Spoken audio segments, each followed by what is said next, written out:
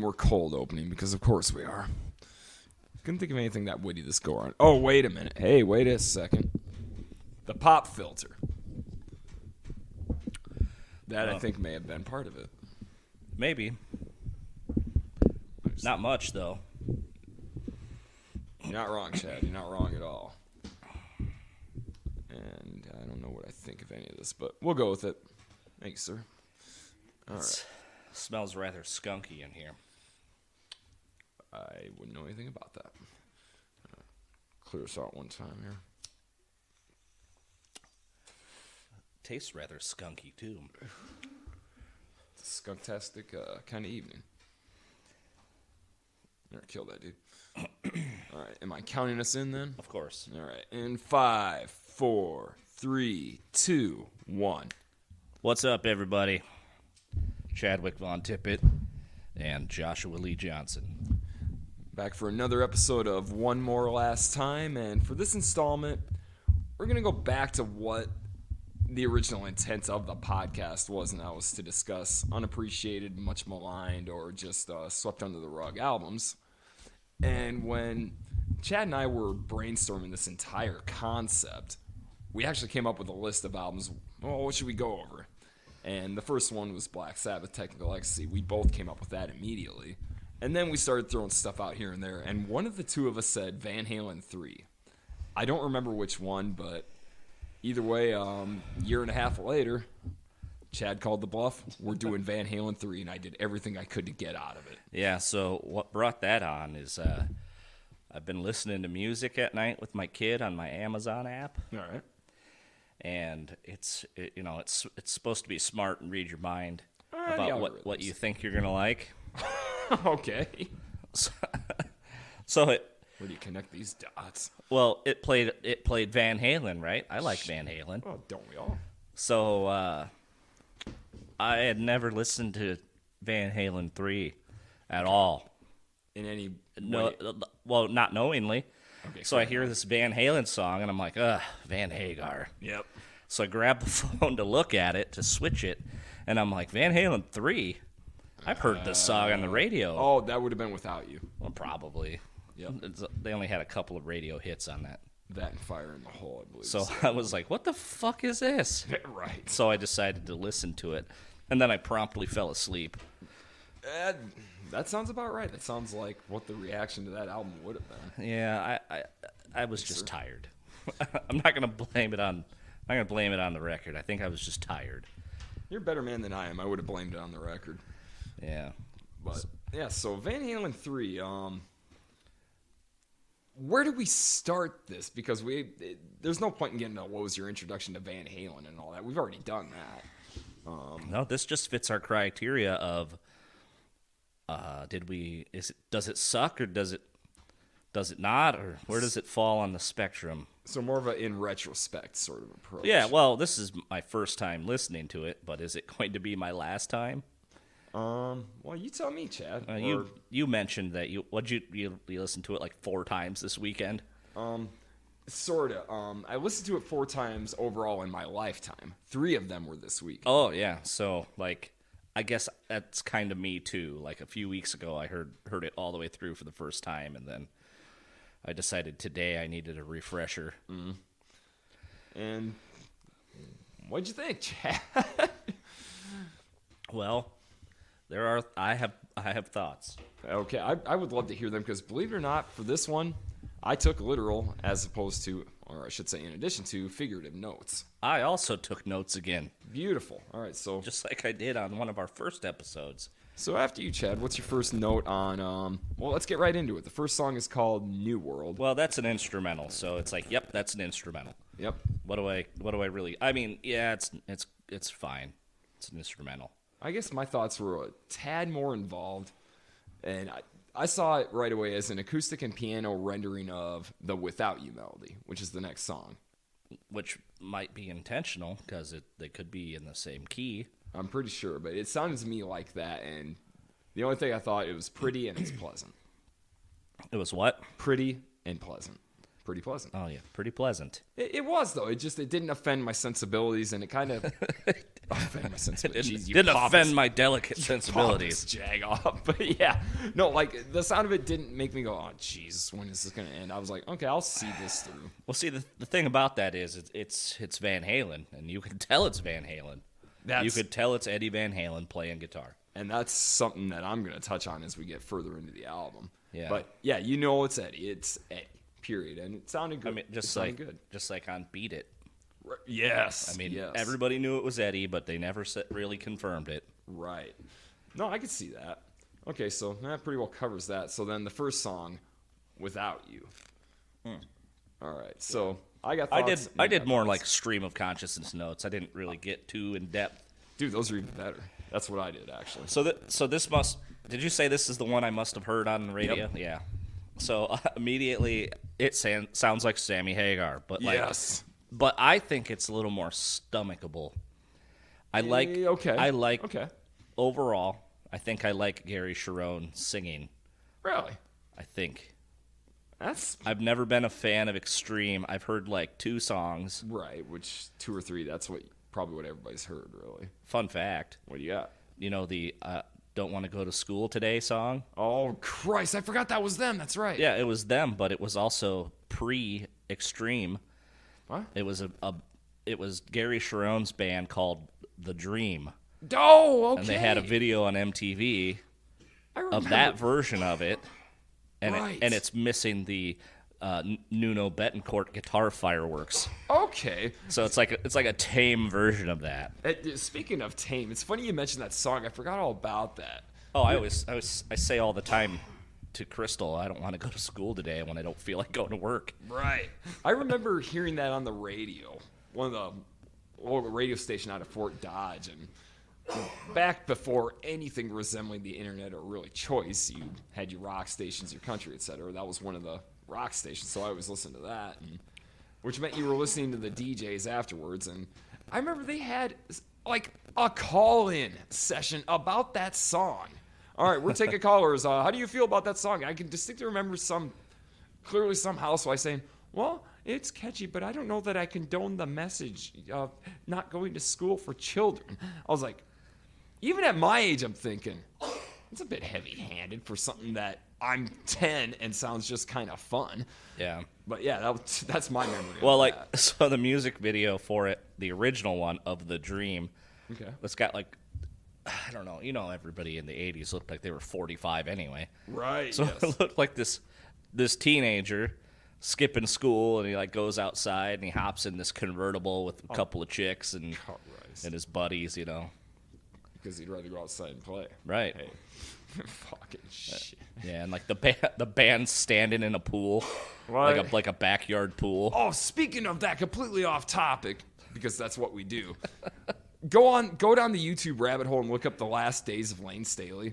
Somebody did a fairly passable, obviously amateurish documentary about Lane Staley's life, really. And they get into the first thing is the early years. Oh, like the when they're at sleaze. Dude, there was some serious acid trip shit watching. I can't remember what. They were in a movie called Rock School. Yeah, and they were like the bad boy band at war with the principal. It was just like watching a Twisted Sister video for an hour and a half. What that must have been like. That is worth a watch, dude.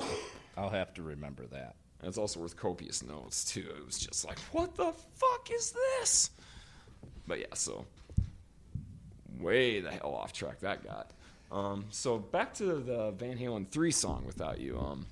Yeah, I mean, just fucking, I was like, this is Van Hagar, and I've always thought that, because obviously I've heard that on the radio before. Yep. Now here's my stream of consciousness. All right, Without You. Yep, first thing I said, Sammy-style vocals. Second, Eddie being Eddie, because you can hear the just Eddie doing what Eddie does. And the one thing that I noticed about this, and I'll touch on this as we go further, was the drums just sound crisp to me. Yeah, so I think I read that Eruption book. Yep. What'd you think? It's great. It's Hell great. yeah. It's great for me because I play guitar, and there's and it was great for me. A lot of guitar nerd stuff. Yeah, and it was great for me because it touched on like the lifestyle and everything behind it. A great book. Yeah, so there was they talked about like every time they recorded a record or something. Mm-hmm. So this one was like, I think probably all of the Van Hagar records and this one, and maybe some of the later David Lee Roth records were recorded at his home studio. Yep, 5150. So I think this one in particular, like, they really got I think they said they really nailed the drums how they wanted the drums to sound. They were just crisp. I couldn't believe crisp was the only word I could think. Just clean. They weren't mired in reverb, and they weren't muddled by a bad 70s mix. It was perfect. Yeah. And that's where, one of the things that I just couldn't get past was how unappreciated Alex Van Halen is to the overall sound of Van Halen. Because throughout a lot of this album, I found myself thinking, what band is this? Because I hate to say it, parts of Eddie didn't even sound like Eddie. But Alex, the minute he came in there, you knew it was Van Halen. Yeah. And that's when I thought, that's how it's always been, though. Yeah, Van Halen is... They have sort of what I call the Van Halen shuffle. Oh yeah, I know exactly what you're talking about. Yeah, so I can't think of another band that sort of has that. No, it's sort of a push and pull, and it actually I can think of another band, ZZ Top.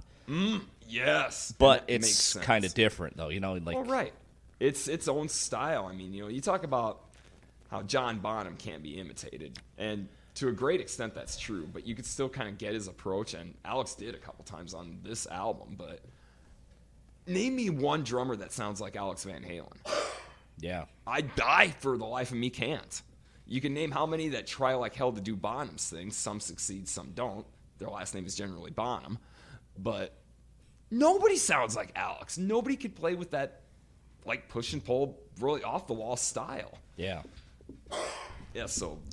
weren't they, like, Danish or something? They were Dutch. Maybe that's sort of the Dutch influence because, well, they weren't born here, so obviously they had a little bit of life before life in America. Well, sure, and their father. Yeah, their dad was a musician of some sort. Yeah, they played on the boat on the way to America. Yeah. So, Eddie, Alex, and their father, Jan. Right, so you could definitely tell that influence, I think, in their playing. Oh, you know what? There is kind of an I don't know any Dutch songs, but... Well, think along the lines like polka if you're going to go into European. Yeah, polka. So I could totally sidebar on this. Oh, I may have mentioned this before, but the loudest band I've ever heard in my life was a polka band. That you did. I remember you mentioning it, but at a relative's birthday party. Okay. Like I don't even know what it was, an Elks Lounge or something. And we're not even talking like relatively speaking. We're talking like the fucking loudest I've ever heard. And I used to think so. Top 3. Okay. Loudest bands I've ever heard. Sure. Random Polka Band. That's number 1. Polka Band. We'll call them the Jolly Homebrewers. How about that? Fuck, I don't know. Yeah. So, and number 2, we'll have to go to Dimmu Borgir. Oh, with the keyboards and everything, I could see that. Holy fuck. It was so loud I had to move. I was like up close, almost front row. Okay. I'm like, nope, I got to go way the fuck back here. And who was number 3? Blue Oyster Cult at the Surf. Shut up! BOC at the Surf. Yeah. That's the most awesome list I've ever heard. Yeah. I got to be honest with you, for the life of me, I can't really fathom who was the loudest and who wasn't of the bands I've seen. I wish my list was a little better and I could say Motorhead or AC/DC. No, but that's a great list because it's unexpected. That's why it's a great list. Although, come April, I want to see where Sleep is going to come on that list. Oh, yeah, I forgot. I'm going to go see Sleep. I haven't forgot. That's how vicarious I'm living through you. I'm looking forward to this. Yeah, me too. I was going to fly to that, but now I'm going to drive because it's slightly cheaper. I tell you what, I wish I was more selfish than I am because I'd be like, dude, we're driving. Fuck it, I'll do whatever I got to do. I can't do that, though. Yeah. And plus, they're sold out. Right, so I couldn't do it anyway. But, no, actually, oddly enough, this is one of the first times I can recall thinking, I want to live vicariously through someone. I think I'm really old and tired, and I don't want to be bothered to travel interstate to go see a band. But, man, I want to hear about it. Oh, I definitely will because... It's a rarity. They're playing 3 shows in the United States this year. I tell you what, if different time, different place, if I was in a different situation, yeah, this wouldn't even be a thought. Well, if I didn't have a friend who lived in that city, I probably wouldn't do it. Oh, there's also that as well, for sure. So that's you know, Everything aligned perfect. yeah, it did. It worked out. I got the vacation approved. Nice. Got the tickets. I just need to rent the car because I can't get a fucking airplane ticket to save my life. No? Not from where I want to fly out of. Well, flying even, God, I was telling the wife this a couple weeks ago, after the holiday horror stories of flights getting canceled, things like that, and then a buddy of mine was actually in Chicago last week. His flight got canceled. He had to miss a day of work. Yeah, that's something I don't want to do. That's what I told Nicole. I said, we are not flying, maybe ever again, but at least not until things right themselves, because we've got health shortage. We've got COVID. It's still out there. People are still getting sick. And my great aunt just died from COVID. Right. Thursday. Wait, what? Yeah. Okay, remember your grandma. Really? Yeah. Dude, why didn't you say something, man? I'm sorry. I don't know, because I just found out yesterday. Oh, okay, I see. Never mind then. I mean, yeah, it sucks. She was only 67. My mother is 64. Yeah. Or she's going to be 64. No, she is 64. Yeah. I know this is where the mortality reality hits all of us. Because that's really not old. No. I mean, hell, when my mother got COVID last year, I was scared to death. Yeah. In a way I hadn't been before because, she's my mom, but wait, she is in her 60s. That seems impossible to me because she's more active than most 20-year-olds. Yeah. But my mom got COVID and she spent a week in the hospital. Right. Yeah, she had to go on she had an oxygen tank when she got out of the hospital too. Yeah. This is the real deal for people of a certain age. Yep. What's that? Yeah. Oh, you did? You're not contagious now. No, he's well past. He came back to work. He's well past. One of my coworkers also got it. I bet. Oh, for anybody listening, we got Jeremiah. He's rocking a Van Halen t-shirt. Yes. Oh shit! Is that the Live 82? Right, the Hide Your Sheet tour. Badass. Jeremiah rocking the old school shit. Van Halen. Which, you totally did that on purpose, didn't you? Oh, yes. Because I told him we were doing Van Halen. What a badass. Nice. Here, I thought I was being cute by getting Heineken, as in Eddie Van Heineken. Right. But either way, nicely done. All right, back to where we were. So, have we pretty well covered All I Want? Or, I'm sorry, Without You? Yeah, Without You. I guess my last thought on it was it seems to be mired. Not at all, man. Go for it. But, anyway. I think that's the overall theme of the album for me. They have so many almost there musical moments of, this could be a good rockin' song. And, somehow it just gets, it's almost like cruising down the interstate and then hitting a patch of mud. And just, you're still going forward, but not as comfortably as you'd like to be. Yeah. So the next song kind of highlights that theory. So it's the One I Want. Yep. Yes. I felt that had a really cool riff and rhythm guitar and drum groove. Yes. But it had the dumbest fucking lyrics. Dude, what the hell were we on the same wavelength? Because I said that here's my stream of consciousness thoughts. One I Want. Ripley style intro, which Ripley was the musical score of The Wildlife. And they made the song Blood and Fire later. That dun, dun, dun, dun, dun. Ripley style intro. Dig. There's the Sammy vocals. Halftime beat. Alex is the lone hero so far.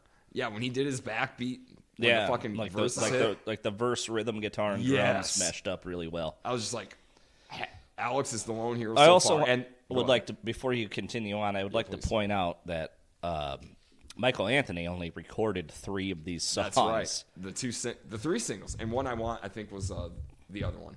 Right. Which, you're right. But yeah, so... So, exactly what you said. Here are my next... This is exactly what I wrote down. Candyman can. Get a tan. Love the chorus melody. As close to a Van Halen as this gets so far. Nice solo.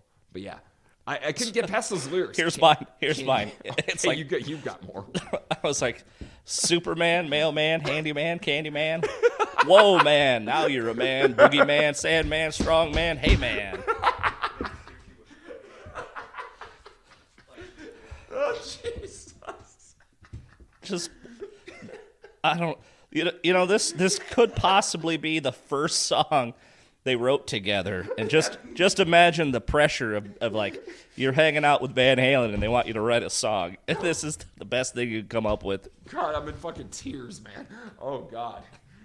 Yeah, that was kind of exactly what I thought, too. It was like, there was that weird background pity for Gary Cherone at that point. Because he's probably so mixed up. Not only is he singing for Van fucking Halen, but he's got to try to match what either Sammy did or David did. And I think his head got so just mired in that Candyman Can came out. Yeah. Or Get a Tan came out. Hey, that sounds like David and Sammy. Perfect. Get a tan. Get a Tan. I was like, what in the fuck? Candyman Can. Wait, what? Yeah. Just that one. Well, lyric. I mean, like the first, I got so tripped up because this, like the first lyrics is like Superman. that I just have to stop and go, did I just hear that? The wait what moment. Wait, what? That was the only other band I could think of that had that. There have been a few, but the one that comes to my mind offshoot, was I don't know if I've talked about that band Rockland Eagles on the podcast. Yeah, maybe. Probably, but anyway, band down in Austin, Texas. Caught him by accident one night. Loved him. But anyway, one of my memories from that first time seeing him, aside from just how crazy they looked, was playing a song that I later came to know was called Kick-Ass Boy. And the second chorus, and everybody, you, Jeremiah, everybody I've ever played this song for has had the same reaction. It starts out, join the club, figure it out. And then, all right, yeah, let's rock. I don't hear you talking with a cock in your mouth. And what? I mean, even live the first time I looked at who I was with, I was like, we both looked at each other like, what? Did we just hear that? Everybody has that reaction. Is this that band where the lead singer died? Yes, Mark Hutchins. Oh, okay. Yeah, because I was waxing poetic about them to you, and I'm like, dude, you got to look him up. And you're like, dude, he died 2 weeks ago. I'm going, I was so bummed, like a total fanboy bummed. How long ago was this? 2016, because it was 2 weeks after my marriage, my wedding. Was MySpace still a thing?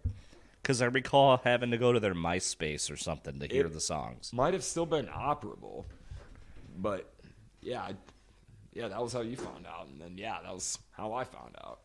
Yeah. Because the damn thing is, I messaged their account before I knew, like a total dope, and said, hey, I'm in this band called Sublimate, and your song Easy Rider is amazing. Would you mind if we covered it, We just play locally. Would that be a big deal to you guys, That's what a fan I was of theirs. Like, fuck it, I'm going to cover a song how many states away. They'll never find out, but I'm just like, are you guys okay with it? Yeah, and then I found out after that, I never heard back because he, in fact, died. I felt like a fucking jackass for that one. But yeah, but anyway, back to lyrics. Yeah, don't hear you talking with a cock in your mouth. Yeah, Candyman can. I'm like, what? So that's as far as I got on that song. Do we move on? Or do you still have more lyrics? Damn it. Now you're a man, nothing. Oh, I said that already. Oh, yeah, that's what I said. That was in the middle of it. Now you're a man. Was Be a Man one of them? Be a man. Yeah, have you seen another offshoot? Have you seen the TikTok videos, the Be a Man videos? No. Oh, Christ. I'm shocked that you... Don't be so shocked. It was my 20-year-old stepson, all right? All right, I have nothing to do with TikTok, so everyone knows. Josh isn't on TikTok. I am not on TikTok, but the 20-year-old is, and that's cool. And we are not, as a podcast, either on TikTok. Okay. I don't have time for that bullshit. I wouldn't have known that because I'm not on TikTok. I'm not a 12-year-old girl. No, and if you hadn't noticed. Or 20-year-old man. And I'm a man. Hey, man. But no, there's this one series that... Not a whoa, man. Or a madman. Ooh, that's a good one. Madman. I'm a poet and I know it. But anyway, no, the series, it's just Be a Man. It's, long story short, it's all these horrific bits of advice and then this big fucking dark-haired guy with a very fatigued look on his face saying, be a man. And whoever's taping these recording them cannot keep it together. He cracks up every time in the background to the point where, as I've watched more of these, the guy himself can't help but crack up. God, what were some of them? One of the better ones. Go to the grocery store without a list. Forget half the shit you went in there for. Be a man. Move in with your girlfriend to hasten the breakup. Be a man. Bring a date to your wedding. Be a man. Just stupid shit like that, and they've just gotten more and more asinine to the point where, hell, I think of them half the time. And trust me, they work.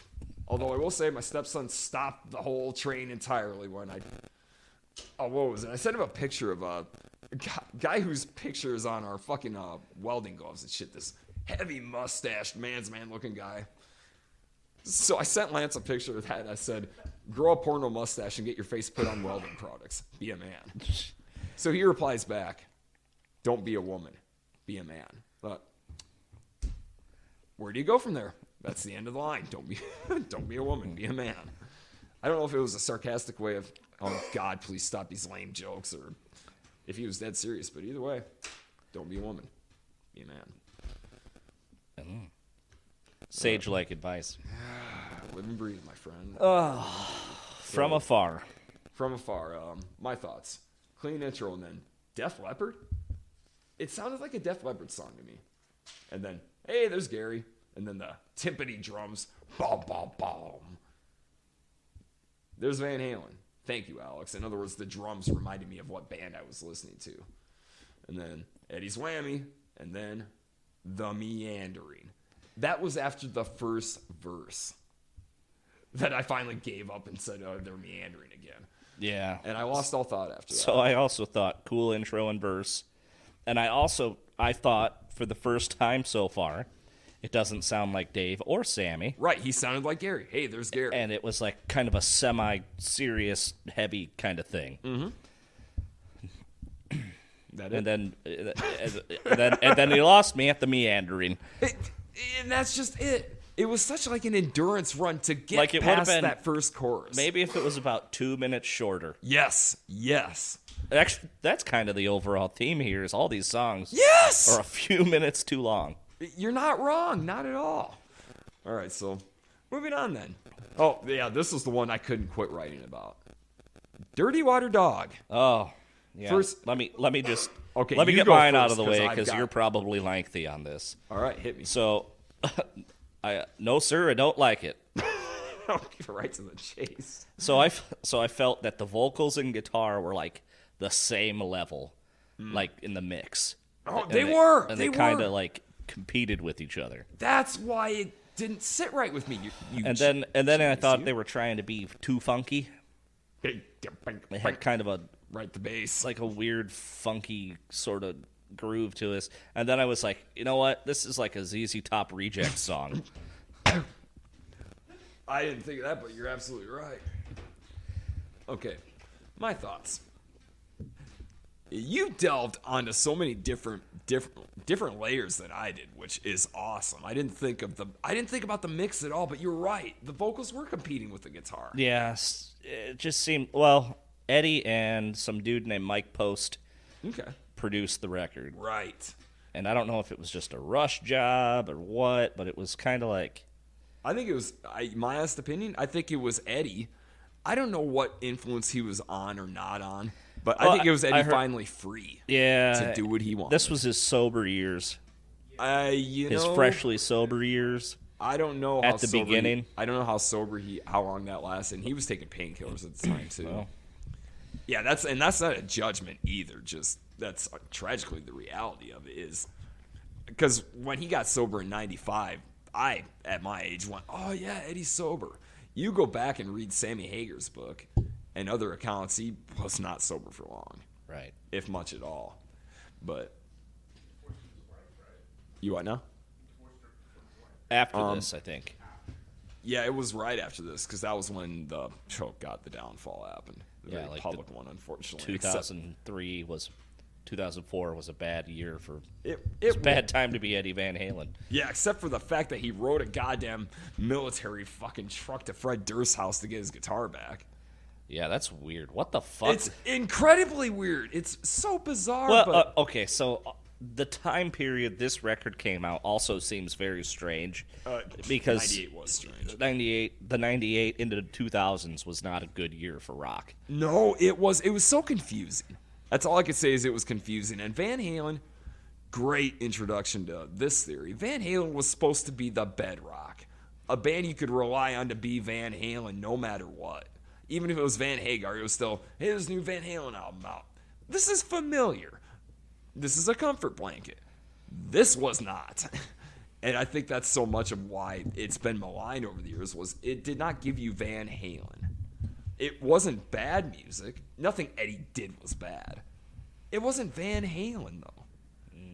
Yeah. It's like you were sold a bill of goods. I don't know. It was, but it wasn't. Right. Okay. I saw, I YouTubed one of the live performances, one of the professional shot ones, like in Australia of this tour. I watched that one. And it wasn't bad. It wasn't terrible. He did a really good job on both eras of music, singing wise. And Eddie's playing was just like, it was free again. It seemed to me. Yeah. Like he just looked like he was having so much fun. Like the Balance tour. If you ever see that footage, no, you don't look like he's having fun at all. But anyway, so Dirty Dog Water. Is that what we're on? Dirty Water Dog. Dirty Dog Water. Okay, here's my related to hot dog water. Oh Lord. But yeah, here's my stream of consciousness. This is what I wrote out. Dirty Water Dog. Fuck, this is a long intro. There's Eddie. Girl Gone Bad? Because it sounded like the song Girl Gone Bad. And then slap bass? Okay, let's see. Is just a sucker for a pretty face in an Elvis voice? This sounds like Sammy trying and failing to write a David Lee Roth song. Awful lyrics. What's your sign? This music overall just sounds thin. There's that mix. Diamond Dave could have saved this one. I guess where I'm going with that is the intro went on too long for my taste. But then yeah. But then all these songs went on for too long. They did. But then there's Eddie who was like, okay, this sounds familiar. But it sounded to me, it reminded me of Girl Gone Bad, that song. And then I heard the slap bass, which was unexpected. Yeah, it's like, what are you doing? Why is there this funkiness in here? But then I thought, okay, I'm sucked in enough. Let's see where this goes. And then the line is just a sucker for a pretty face. I went, what? That was the wait, what moment. I went, what the hell? Yeah, I think at that point I just quit listening. I had to keep going. I mean, I listened to the whole song. I just quit listening. In a way, I think I did too, just because that was when I Wikipedia'd the lyrics to see where this was all going. Yeah, I did that a few times. I was like, what the fuck is he singing about? Because he's jamming so many damn lyrics in there. It's very wordy. But, no, overall, I just thought, it sounds like if Sammy Hagar was trying to write a David Lee Roth song. Like, write about sex but be witty about it, the way David Lee Roth did. Right. All the innuendos. Yep, which Sammy was not good at, but David Lee Roth very much was. Yeah. And then the next thought, awful lyrics. The what's your sign was, if I heard that correctly, that's awful. And then when I said the music sounds overall thin, I couldn't figure out why. You nailed it, though. The vocals and the guitar were competing. But I just thought, I initially liked the vibe of this song. I can't lie. I thought musically it was kind of going somewhere, but I thought, if David Lee Roth put David Lee Roth on that, the same lyric style more than anything that he had, his same kind of bluesy voice or whatever, he could have made that a cool song, I think. Yeah. I think it would have worked if David Lee Roth had written his part for it. Cool. So, at work, where you caught me listening to this one. Okay. That was the first time I actually ever dove into this. And that song is what made me quit. Dirty Water Dog made you quit. Yeah, unfortunately. What's It's like, I can't handle this. that was It's sick. expressing at that point, so I just... You picked a good place to quit, Jeremiah, because it doesn't get better from there. Not a whole lot. Not really. So, yeah, I think we've pretty well covered that. What's funny, though? The fact that I didn't notice. That's what tells you overall about how memorable this album is. I didn't even notice you quit listening to it. But, all right, so next. Oh, Lord. Wants. Any thoughts on Wants?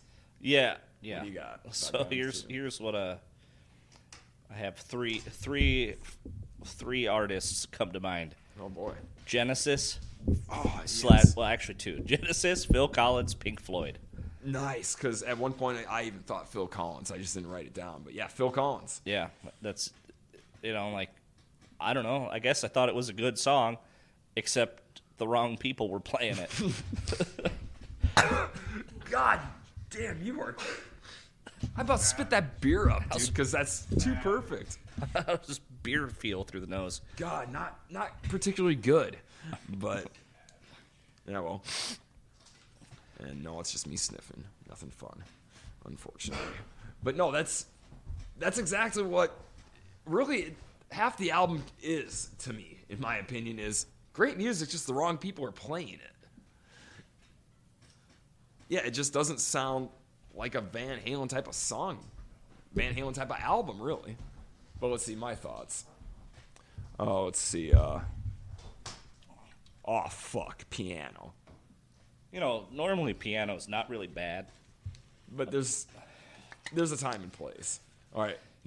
You talk about different artists or whatever. Next thought was, what the hell is this? Sade? I mean, Sade. yeah. And for whatever reason, Sade was the first thing that came to mind. Smooth Operator. I don't know why. And then this one is going to be excruciating. And then this so far has literally nothing to do with Van Halen.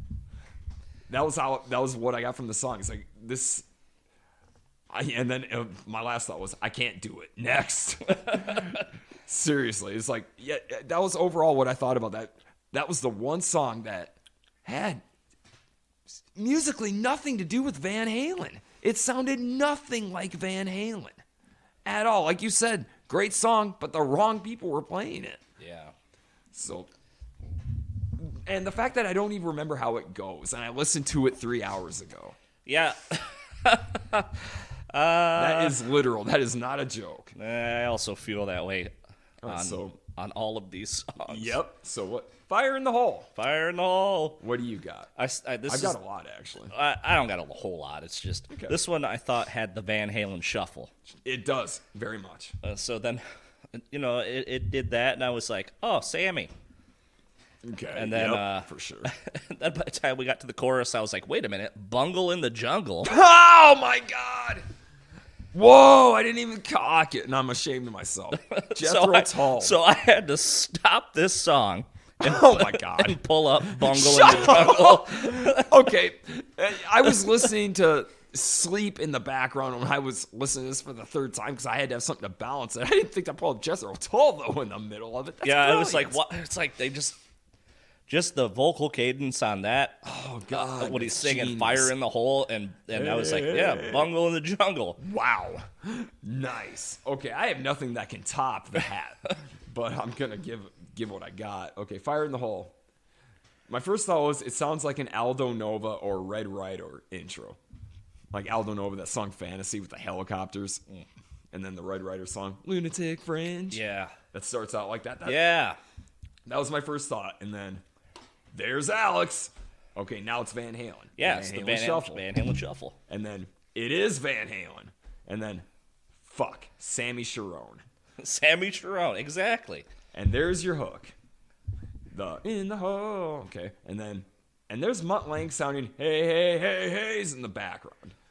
Yeah, that was the first thing that I caught when I thought about that was, in the hole, hey, hey, hey. It's like Def Leppard, later Nickelback, even Loverboy. That's a Mutt Lange thing. The gang chant, hey, or whatever. And then the last was, ugh, next. Speaking of gang chants, What do you got? I mentioned that I've been listening to music with my kid at night. Sure.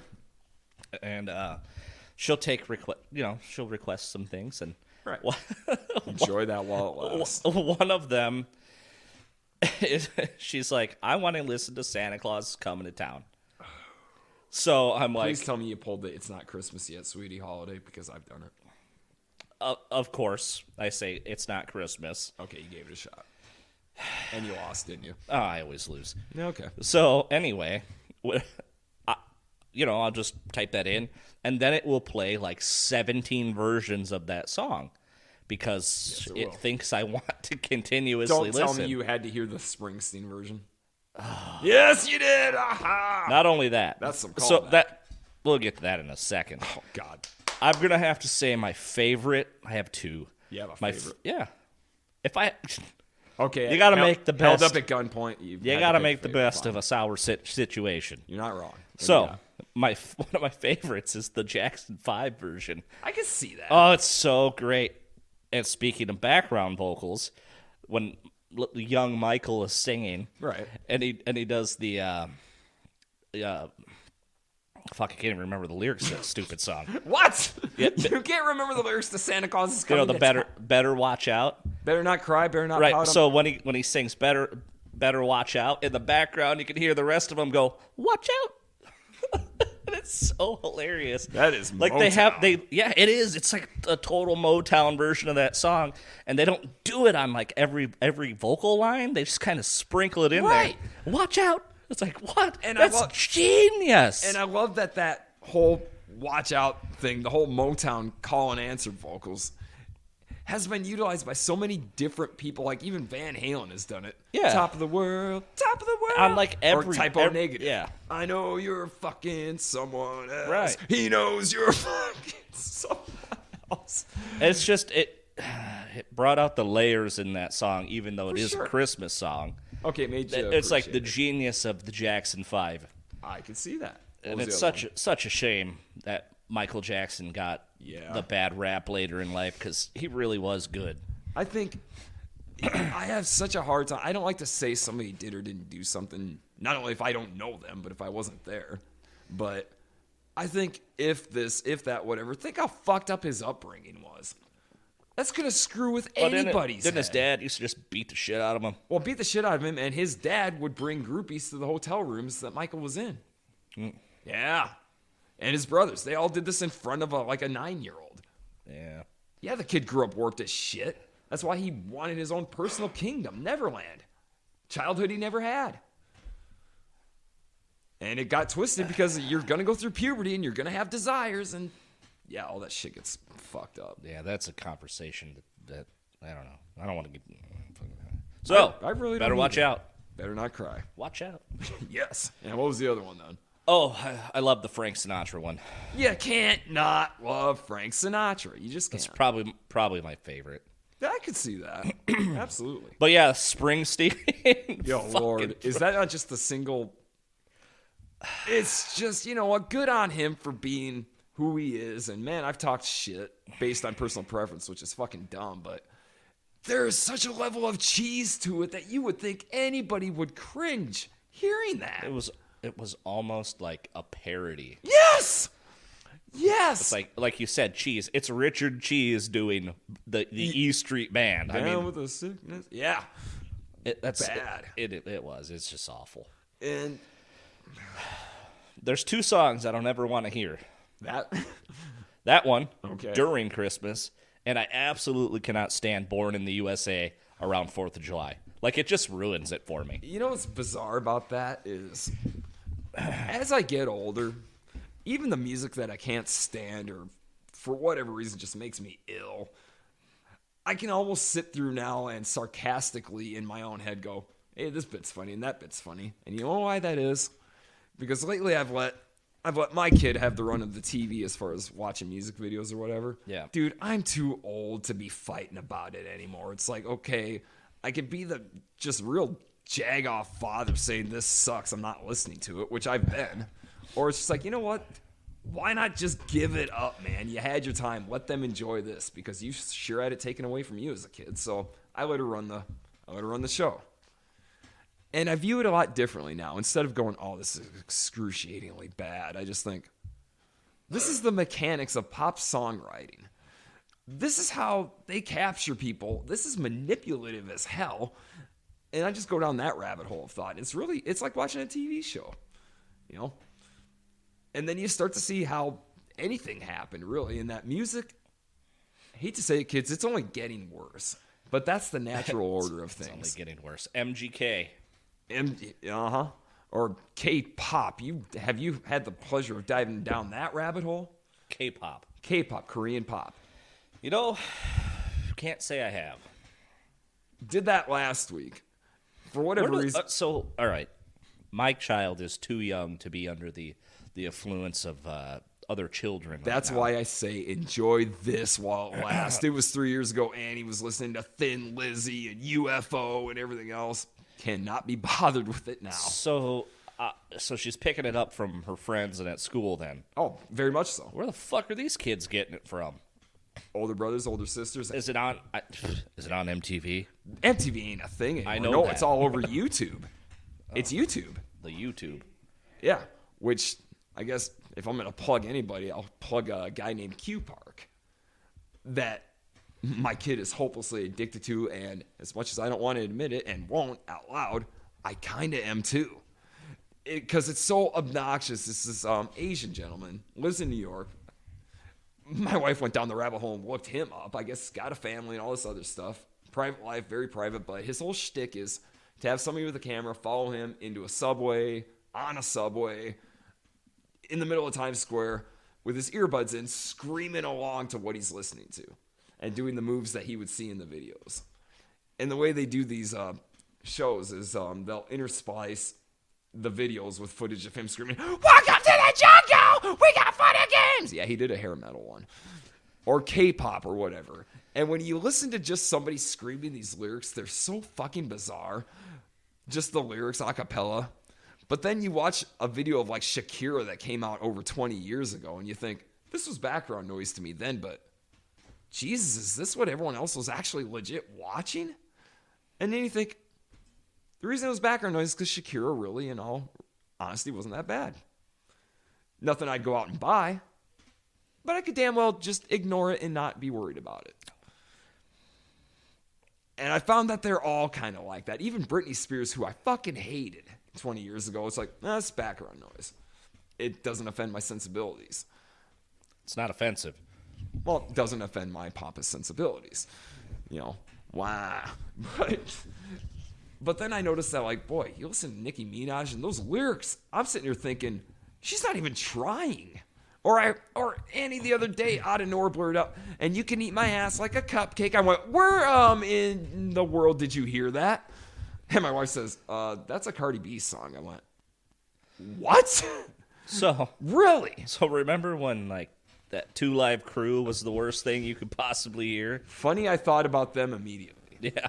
But yeah, and that's what I thought, is like, okay, over the generations, the whole goal was to offend the previous generation. Now, I wasn't offended, but I was offended, all right, as a songwriter, because they're not even trying.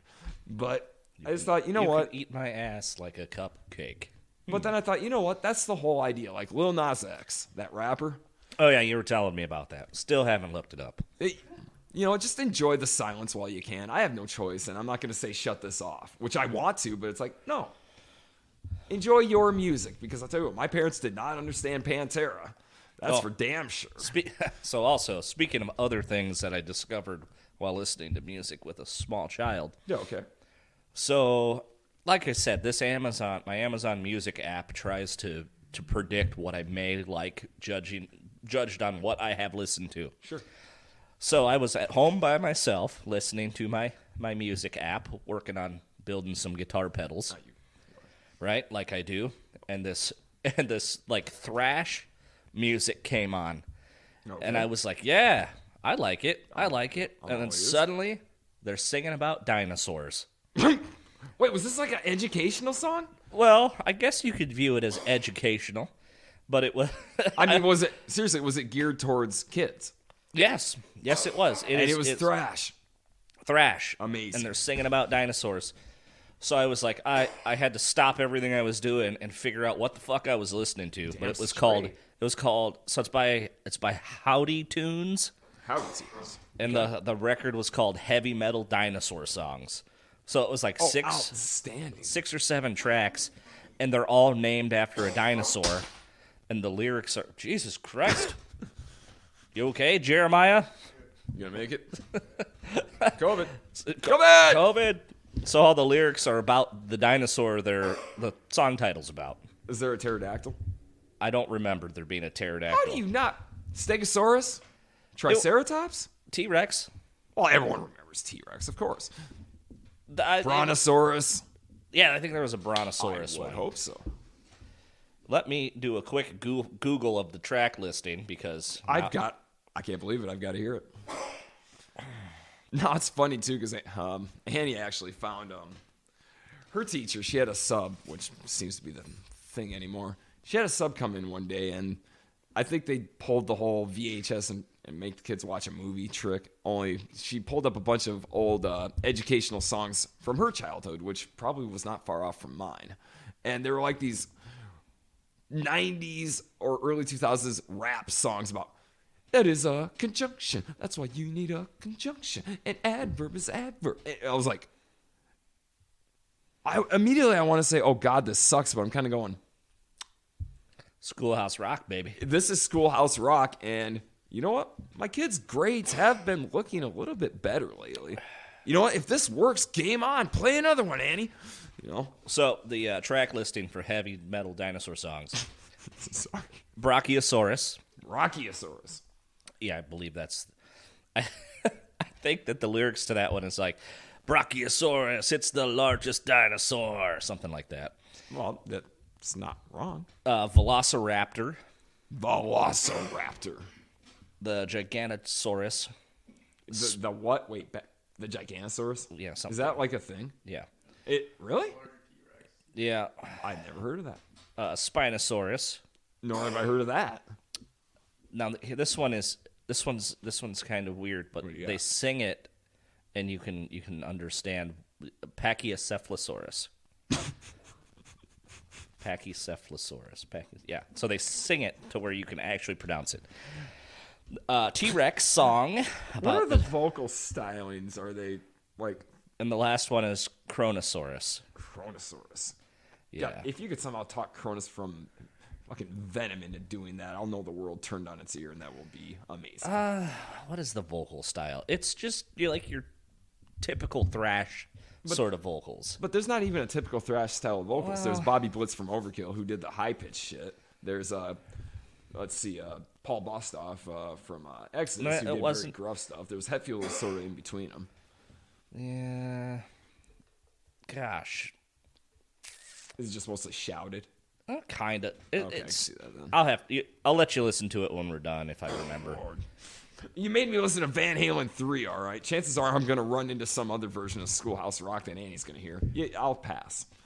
But That's thank good. you. It's good though. I trust it it was. It was very passable as thrash, real thrash. Okay, you know what? Actually, Chad, one of the last podcasts, I made both of you actually listen to me give a 20-minute long review of how awesome the movie Cruella was, all because of a bunch of flash paper. I'll listen to your dinosaur. I thrash forgot when about we're done. that. I never ended up watching it Still? because my child dictates what's on the TV, or when I'm watching TV. You're not wrong about that either. I don't get a lot of time to myself to enjoy the things I like. I got an hour on Friday, and I watched Bill Maher with it. And I was happy with that. Thank you, ladies. Oh, so yeah, that was one of the things new I listened to. You listen to Dinosaur. anything new? Did I listen to anything new? I was thinking about that question all week, and I did not buy any new vinyl since the last time. No, yeah, I forgot. I got a couple new vinyl.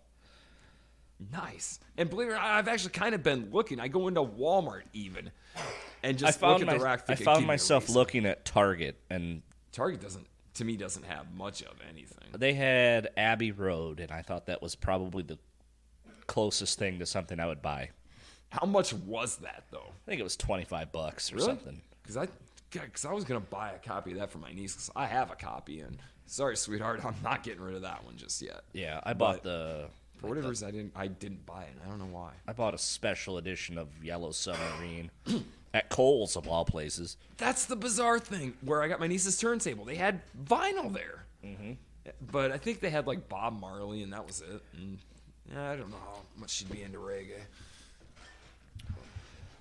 No, Bob Marley is good. Don't get me wrong, but no, she's a Johnson like her uncle, and at my age, it was just, I didn't have an open mind enough for reggae. Not at 14. Yeah, I never got into it either. Now in later years, for whatever reason, I got into it, and I think that probably had something to do with it. But No, I never got into it. I just can't. I don't know. Ghost has a new song called "Call Me Little Sunshine." now there's a band that I still have a hard time, like, nothing against them, just don't care. Yeah, But then again, I don't know. They're interesting. oh, for sure. Kind of. Well, I give them credit for, I like- even in the age of the internet, still trying to keep a little mystery in what they do. Yeah, the entire backing band is like nobody Anonymous. knows who they are. Yeah, and in this day and age, that's impressive. I don't think it's because anyone cares. It's like nobody famous except for on their new record. Right. That the song and listen, "Call Me Little Sunshine" is on. Is one of the Opeth guitar players plays a bunch on it. Which sounds a lot like John Lydon. I'm reading his biography again, Angers and Energy. And he talks about the Public Image Limited album called Album that Steve Vai played on and Ginger Baker played on, but nobody was credited. Huh. So they had no idea. And then I guess what happened, if my memory is correct, is for whatever reason, Virgin Records cut off like funding or whatever, basically fired the whole band and didn't find out till after they fired the band who the band actually was at the time. Huh. And then they panicked. We fired Ginger Baker. We fired Steve Vai. You know, John Lydon, he'll do anything to make a point. Well, you shouldn't have fired them, should you have? Or Yeah. however he sounds. Speaking of like, those would be like session musicians. Mm-hmm. You know, I didn't realize how much of a session musician Jimmy Page was. Oh, you kidding me? Before Zeppelin, Yeah, that was he did his whole thing. He did a ton of Yep. of work. He'd like worked with the Who and the The Who, Rolling yep. Stones and Yeah. bunch of other artists. Oh, yeah, he was all over the And that was place. before he even joined the Yardbirds. Yep. Yeah. That's how he joined the Yardbirds, because he Right. was just this session ace. Yep. Yeah, he did a lot of work. So speaking of which, did you hear Yeah. about Judas Priest? When they went from the 4 to the 5. And Yeah, all that. because Andy Sneap couldn't do it. Andy Sneap is a producer and like, has played on a bunch of records. Okay. So then he was like, okay, I'll do it, I guess. Right. I don't know about you, but if you were given an opportunity, like, hey, Judas Priest needs you, wouldn't you just clear your schedule for it?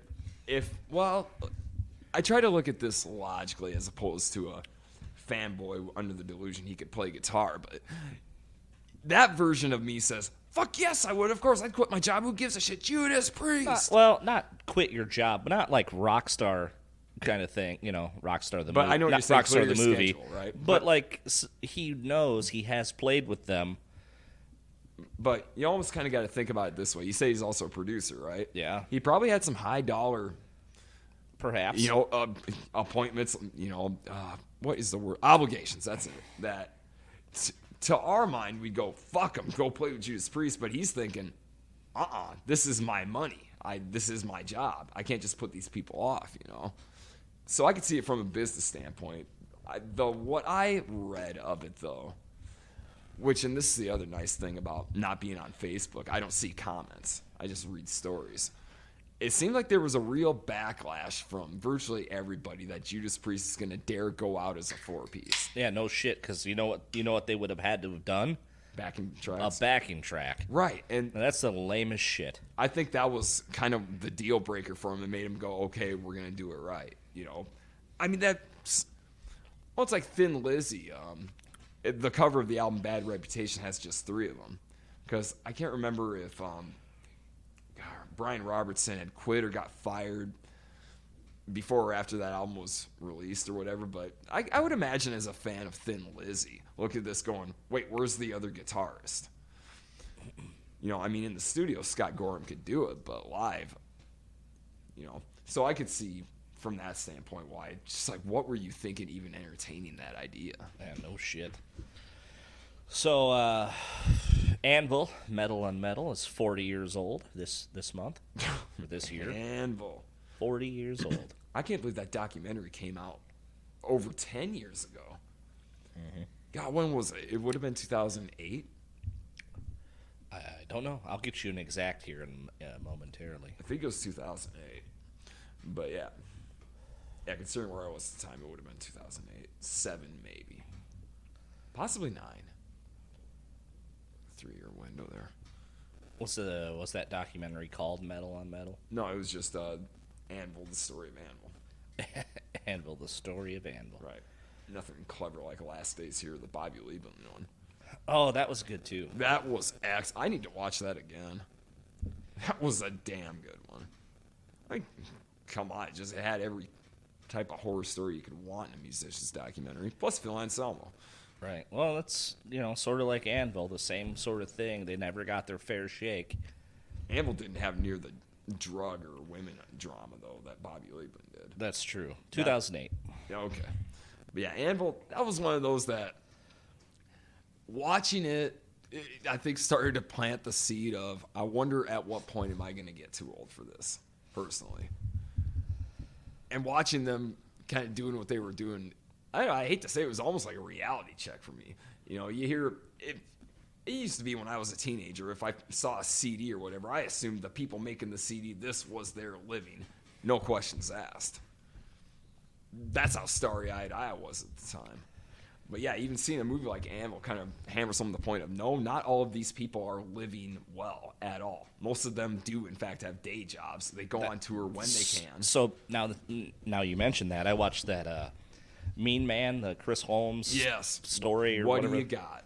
So that you said that, like you buy a CD or a record or something, Sure. you assume that that's their gig. I very much did. Well, when he was done with the Wasp, he formed this other band, and I forget what they're called, some Psycho something. Or, I know what you're talking about. He was adamant that none of them had day jobs. Oh God, I could see it. I could see it because that's something in my delusional mind. How many years ago I would have been like. Yeah, I could totally see that. Dedicated all to the music. Yep. So go on, please. It was, I don't know. I'm not a Wasp fan, right? Right. I don't really care. It's one of those hair bands that kind of got swept up with time. I could see that. I'm ambivalent about them. I don't hate them by any stretch. And there's more than a few songs of theirs that if they come on, I'll rock out to it. But Yeah. I don't go out of my way to seek out their albums. I don't own any of them. And I don't, he just kind of fell through the cracks to me as a guitar player. Chris Holmes, I could see that. Yeah. Well, what part of Wasp was anybody concentrating on the musicianship? Yeah, and It was- so it kind of circles that Really? in this documentary is that Blackie Lawless held him back. He would control the whole band. That's why there was always a lineup change. Okay. Is he controlled everything. He Right. wouldn't let them do interviews. He wouldn't let them talk to the press Really? unless he approved it. So that leads to the decline scene, right? Yeah, well, plus that guy was an addict anyway. Sure, sure. Drugs and alcohol. Yep. But yeah, that scene, they showed it, obviously. Other people talked about it, and one person was saying that was just water. He wouldn't waste good vodka like that. I had heard that. But he was loaded for real. Like, he was fucking wasted. You look at his eyes, and he's pinned. Yeah. I mean, yeah, he's gone. And the slurring, it wasn't like a fake slurring because it never stopped. Yeah. And then his mother is sitting there. Yeah. It was the most bizarre part of that to me. It wasn't so much that he had his mom sitting poolside at midnight in L.A. or even that she's watching this horrible shit show go on. It was more when she took the drink from him and had like this innocuous criticism of it. But that was like the only way you saw her even nonplussed by any of it, or not nonplussed. She was just, oh, this is really strong. Where did I got that one, Ma? Oh, it's a little strong. But, oh, no. The one part where she did say something was when he talked about bringing bitches back to the fucking hotel room or something like that. And at that point, it was Chris. Sorry, Mom. Sorry, Mom. But anyway, go on. So the drugs, was it coke addict or? In his words, he consumed many chemicals. Okay, so he kept it vague, but probably coke. Probably everything under the sun. Sure. He's kind of like a Lemmy. Really? How so? That real rough, like, fuck you attitude. Chris Holmes, yep. Everything loud, everything brash. Chris Holmes did always come across as the real deal, if you want to put it Yeah, like they were saying that. A lot of people said that about him, is that he was Chris Holmes all the way around. And then warts and all. and then even in his own words, he was like, the best way I can explain this is we're on a tour bus, right? And I don't know Blackie Lawless's real name. Oh, shit. I don't knew know. it It's at one probably time. Stephen Douglas or some shit like that. It's an innocuous name. It's what? Stephen Durham? Stephen Durham. Stephen Durham. All right, at least I got the Stephen part right. Thank you, Jeremiah. It said Stephen Durham's on the tour bus. Walks Duran. off. Duran. Let's get our shit together, shall we? Why? We made it this far. Yes, sir. Steve Dunham gets off the tour bus, and becomes Blackie Lawless. Plays the show. Goes back on the tour bus as Steve Durham. Real okay. So Whereas Chris Holmes is always Chris Holmes. Just that guy 24/7. Okay, so like I was asking you the other night, they get into the Lita marriage much at all? Just briefly. They didn't really go too deep into it. Huh. It was said like they were both drinkers and they both had a good time.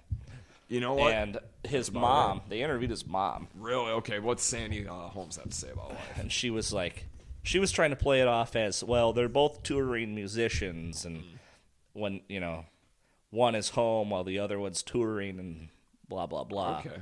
Instead of they're both fucking blackout drinkers. Right. And hate each other or whatever. Yeah, and that's where I was curious about that because Lita's biography, Living Like a Runaway or whatever, she talked about that, and I really wish I could reread that book. I wound up letting a guy borrow and lost it, but I remember she said in a Metal Sludge interview something to the effect of, because she was asked, your marriage to Chris Holmes, basically the line of questioning seemed to be, what were you thinking, or something like that. And her explanation was that her father was dying, and she felt like she needed like a stable male in her life or whatever because she was losing that one. A stable male, so she picked She that guy? And she also owned the fact that she was drinking and consuming a lot Right. of chemicals at the time, and they had that in common. And then there was the story about him being so inconsiderate and drunk that when she went to visit her father in the hospital, like there was an empty bed next to him, and he laid down it and took a nap. And I don't remember if that was like a deal breaker for her or something, but she thought enough about it to put it in her book. Yeah. So kind of describes, just what kind of shape that guy was in. She was no saint either. Hell no, she wasn't. Absolutely not. So yeah, that's always been kind of curious about that dynamic. But she did do one thing to him that I told you about. Smashed his guitar. His custom finished Budweiser guitar. I don't even know what Jackson. Yes, custom Jackson Budweiser guitar, I guess. And I found this out watching one of the music channels on cable years ago. You pick your classic rock or your heavy metal or whatever, and they always have facts next to every song. And something to the effect of Chris Holmes owns so many guitars, and it lists them off. Budweiser guitar, smashed by Lita. Nice. So, and I believe that about her, because you read that book, boy, she's got a temper to her. Oh, yeah.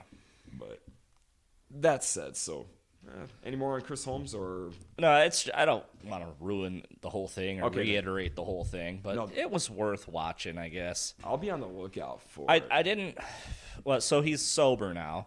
Is he? Yeah, Okay, he's I like didn't 20 know years that. sober or something Really? like 20 that. years. Okay. And he no longer lives in the U.S. He lives over in Europe. Is it and Paris by chance? Yeah, because his current wife is French. Oh, okay. So he lives over there with his little dog and his wife, and he tours. Okay. I guess he's. I don't want to say he's big over there, but he's big over there. Sure. Oh, Plays shows, has fans. At least enough to make a living. Well, I think one of the best things about the guy is his character towards the fans is like he would always talk to the fans and sign the autographs and things like that, whereas Blackie Lawless wouldn't. Very prima donna-ish. Yeah, he's a prick. Well, the one thing, I guess, the one takeaway I've always had from Blackie Lawless is, however one describes it, was when Nikki Sixx talked about being in a band with him in The Dirt. The band was called Sister. And it's kind of been widely acknowledged by a few people that they were the first to use a pentagram in their logo or something like that, and of course, and I think Nikki has kind of owned the fact that Blackie told him, go ahead and take it if you want to use it. So It probably is true that Blackie was a control freak from hell. And that was a lot of why Nicky left the band, was because he was trying to write songs, and it's like, nope, this is mine. You're going to do what I say. I could see that be 100% true with him. Because if you think about what Wasp did at the time, well, I remember when they had their comeback in 97, and their whole thing was, we're going to out Manson, or something like that. And if you look at what they had going on in the 80s, I could see that, you know. Fucking Blackie had the spark shooting codpiece or the saw blade or whatever the fuck they would put women on racks and shit. Yeah, the nun on the cross. Nun. Yep, all of that shit. Yeah. So yeah, I think they were interviewing one of the former members or something, and he was saying, "Yeah, we lost our female audience on that tour, the '97 tour, because they put the nun up on the cross, and then there was something about an aborted fetus and." Sacrificing it or something crazy like that. Well, what the hell was that album called? Kill, Fuck, Die, I believe. Something like that. KFD. Yeah, that Chris Holmes was around for that incarnation of it. Right. But yeah. So another one of the things they mentioned is like he's credited on those albums as like a writer or contributor. Sure. And he wasn't. He didn't record any of that stuff, and he got pissed. What? And he's like, I don't, that's shitty guitar playing. I don't want my name on that shitty guitar playing. On that album, right? On those couple of albums. Okay, I could see that for the simple fact that around that time period, the 90s or whatever, especially when you're shooting for a Manson-type sound, you know what? Whatever works for Manson, fine, or that style, fine, but it's, by the definition of somebody like Chris Holmes, is not good guitar playing. Right. It's meant to sound abrasive and sloppy, which is a style all its own, and that's fine.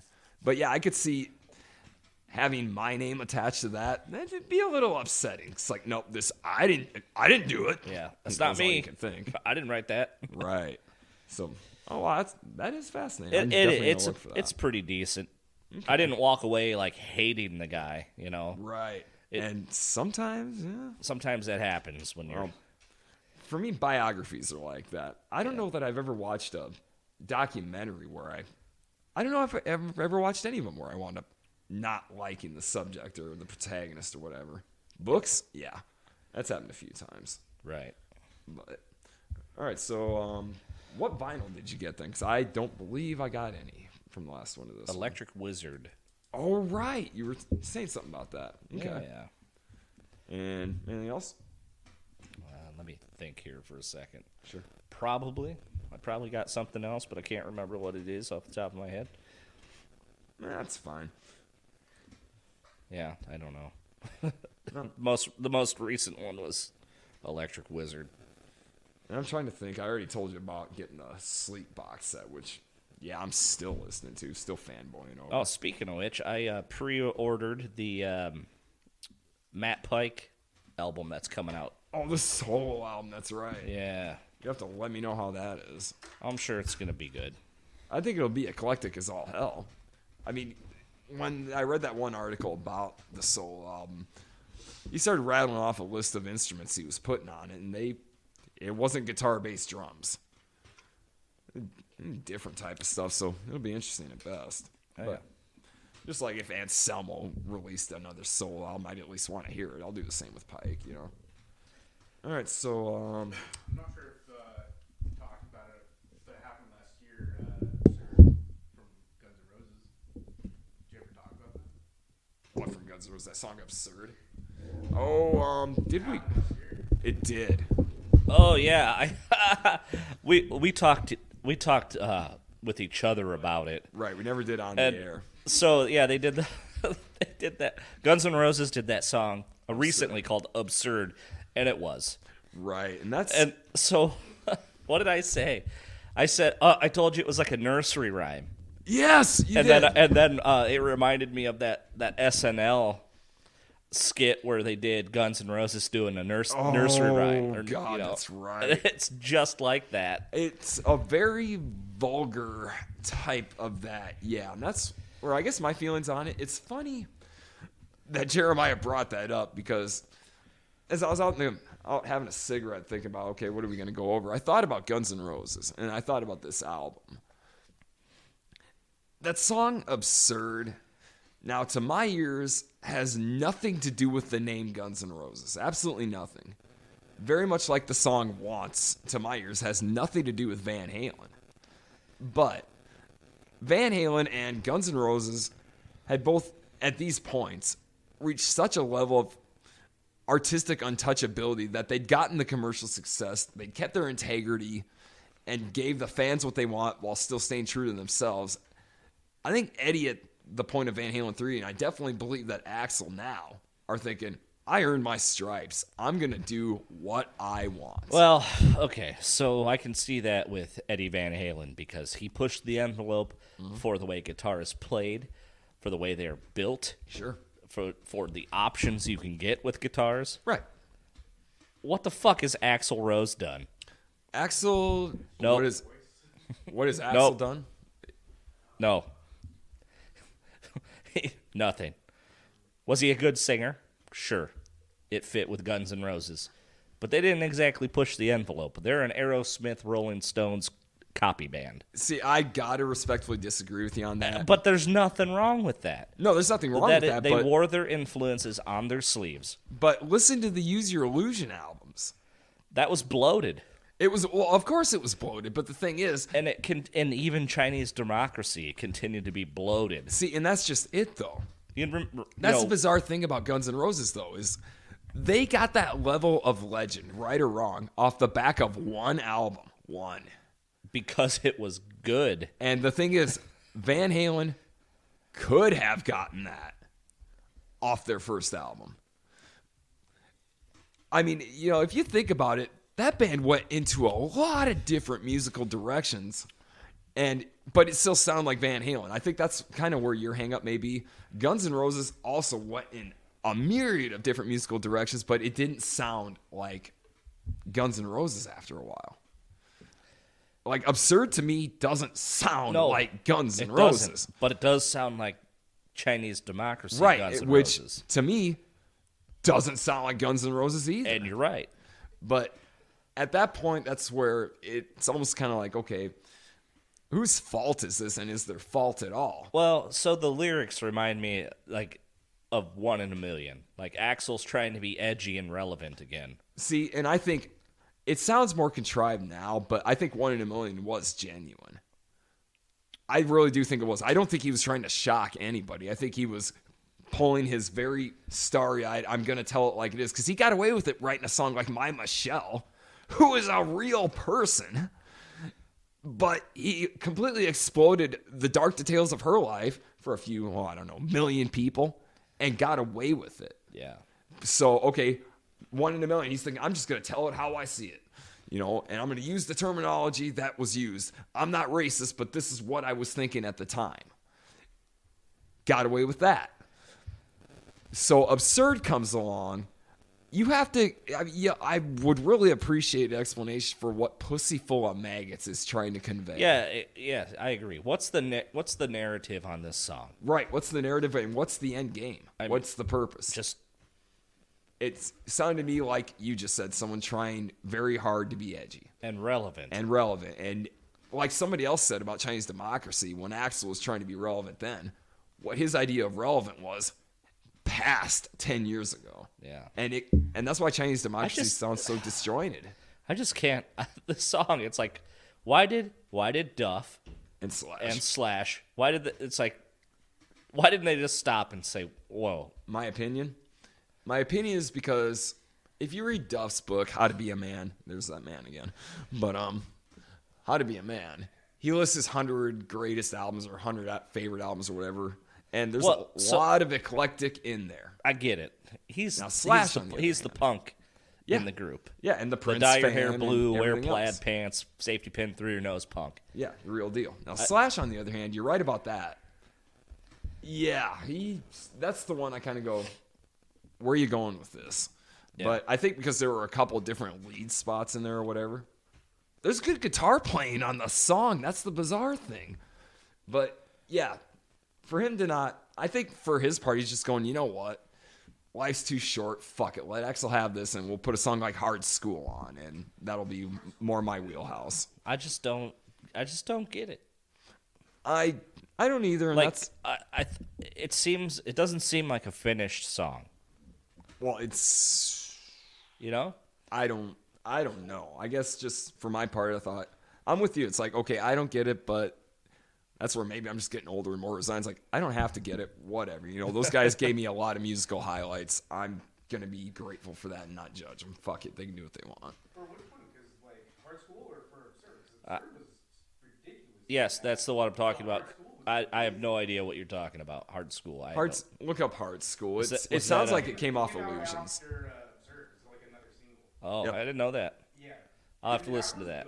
Good. It was His part. it wasn't bad at all. It sounds like something that could have gone on Illusions. Hard and nobody School. would notice. School with a K. Yeah. Yep. That's cool with the game. Of course. That's the one that bothered me. It's like, oh god, we're still doing the misspelling thing. Yeah. How 80s hair band of you. Well, how 90s as well, But okay, should we get back to Van Halen 3? We probably should wrap that up. All right, so now we're on Josephina. Josephina. This was an interesting one to me because, okay, here's my thoughts. Acoustic. The second thing I wrote down was it sounds extremely mid-70s.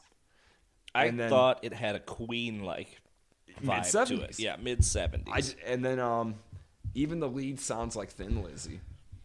It did to me. And then Phil Mogg sounding vocals. Phil Mogg is a singer for UFO, for those that for some inexplicable reason listen to this don't know.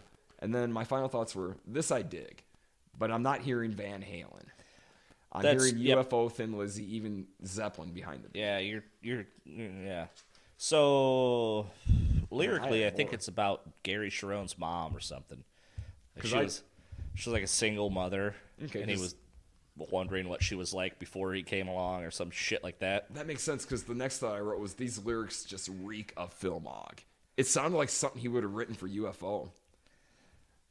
And then the last thought was, where the fuck is Van Halen in any of this Yeah, song? that was not a Van Halen song. Nope, No, you're right. And that's where, back to your whole great songs with the wrong people playing it, I genuinely liked that song a lot. Yep. But I don't know who played it, though. I have no idea who the band is. I'd love to be turned on to them, but that wasn't Van Halen.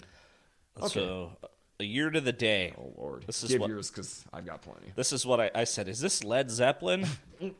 And then I listened for a while and went, oh, there's Eddie. Oh, wow. That's, let's see. Year of the day. Appropriate title. This song seems to last a year. Fucking hell, get to the point.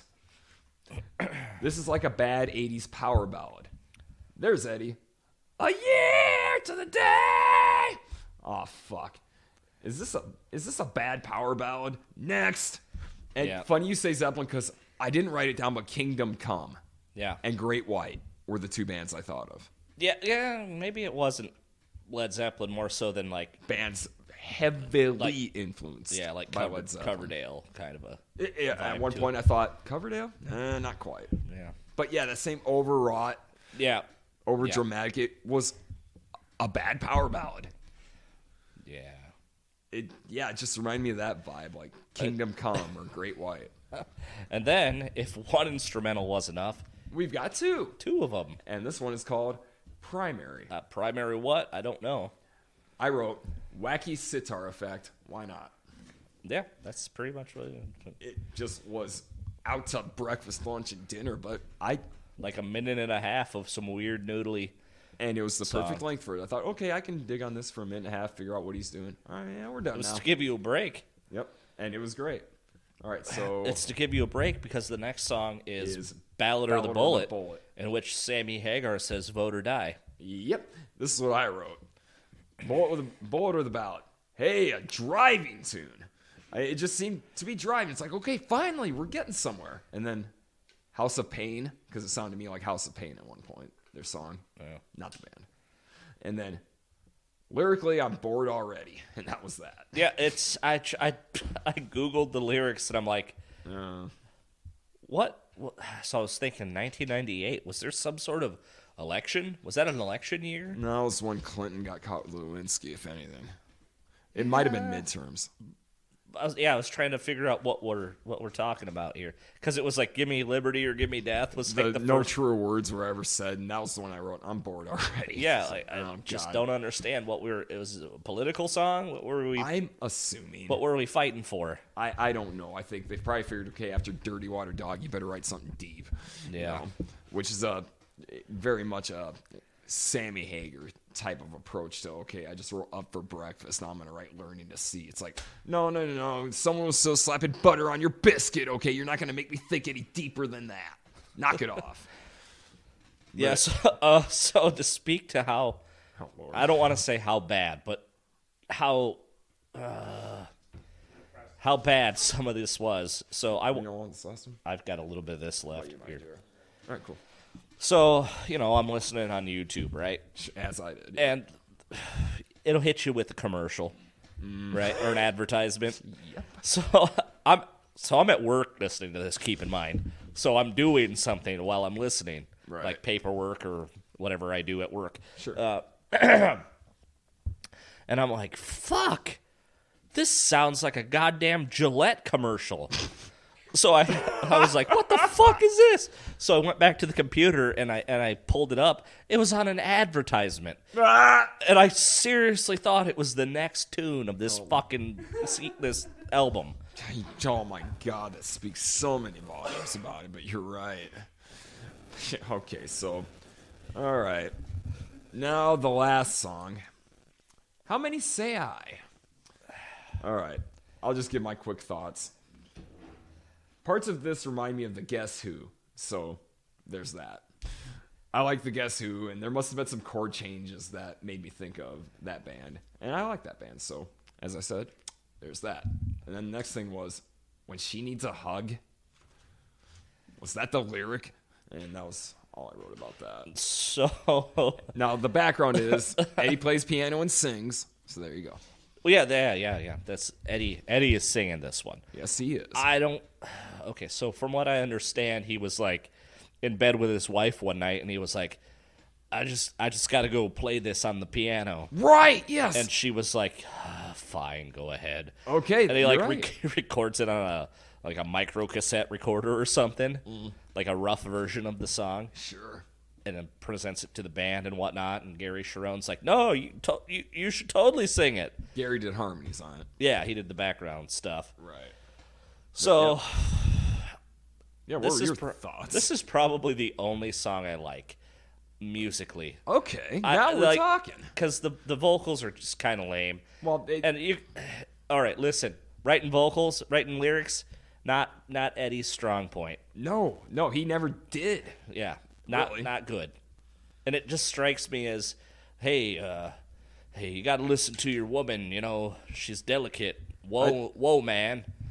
Hey, man. When She Needs a Hug, I went, Obviously, he got divorced shortly after this, so he noticed. He's an empath. Noticed she was a little upset. all she needed was a hug. She needs a hug and she needs you to talk to her and how you doing once in a while. But How many say I? I thought it sounded a lot like Roger Waters or Tom Waits. Oh, the vocal approach for sure. Yeah. Absolutely. Tom Waits, definitely. Yep. But, yeah, I can see that. But no, the music of it, like the chorus or whatever, I don't know. I know dick about music, really, the theory of it. But for whatever reason, the chord changes, the choice of notes made me think of the Guess Who. Like the song Share the Land or whatever the hell. Yeah. And I love the Guess Who. There was a lot of stuff on this record that made me think of other bands. Sure, well, like we just went over my whole Thin Lizzy UFO thing. Yeah, and I'm thinking of Jethro Tull and Led Zeppelin and Pink Floyd and Genesis. And Yep. Sade Yeah. was one. It's a bunch of crazy stuff. So, yeah, that's kind of really how it's summed up. But I guess my final thoughts overall was, if you want to talk about Gary Sharon's place in Van Halen, let's go to Gary Sharon himself and what he thinks of it. When Van Halen was inducted in the Rock and Roll Hall of Fame, they very much did not include Gary Sharon. And so, of course, the vultures in the press asked him what he thought. And his whole thing was that he's like, look, as a fan of the band, I don't think I belong in there either. but I'm beyond honored to be a part of their history. Yeah. And then Michael Anthony, the class act of all class acts, thanked him when they got inducted. Well, because wasn't it just Sammy and Michael Anthony at the award show anyway? The other half of the band didn't show up? Right. Yeah, oh God, what a fiasco that was. That was just awful, but, and all due credit to Sammy and Michael for that, because, you know what? Eddie, for his part, is an artist, and that's that. And he was also going through what he was going through. Alex, loyal to his brother, and that's that. David Lee Roth, he had, some could see it as an ego trip or being a prima donna, but, this was his moment. He had a way he wanted to do it, and they weren't going to go along with it, so he said, fuck it, I'm not doing this. Right or wrong. But then you had Sammy Hagar, who, no matter how much shit he talks, this is the highlight of his entire life, is singing for Van Halen. I really Was believe it, though? that.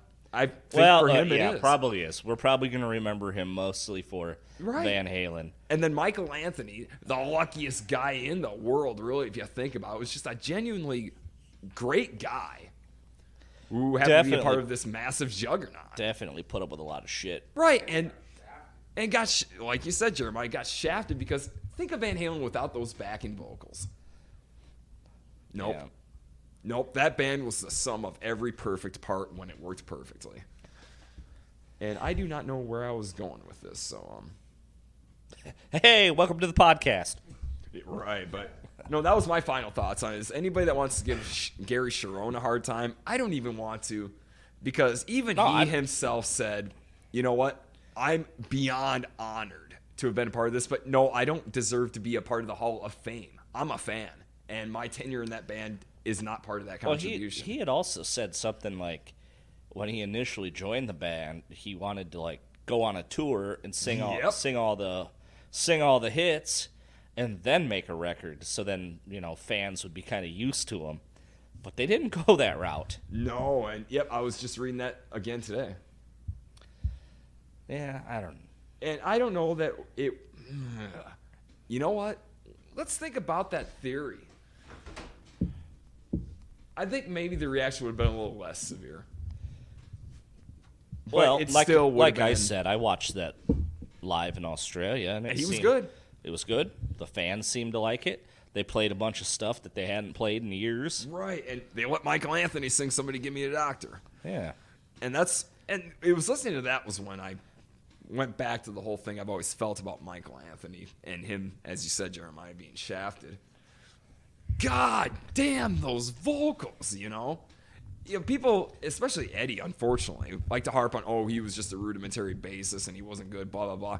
Those vocals, though, that is as identifiable with the Van Halen sound as anything else. Yeah, he's kind of like a Dusty Hill in that respect. Yes! I mean, seriously, take those vocal harmonies away. Take those high notes away.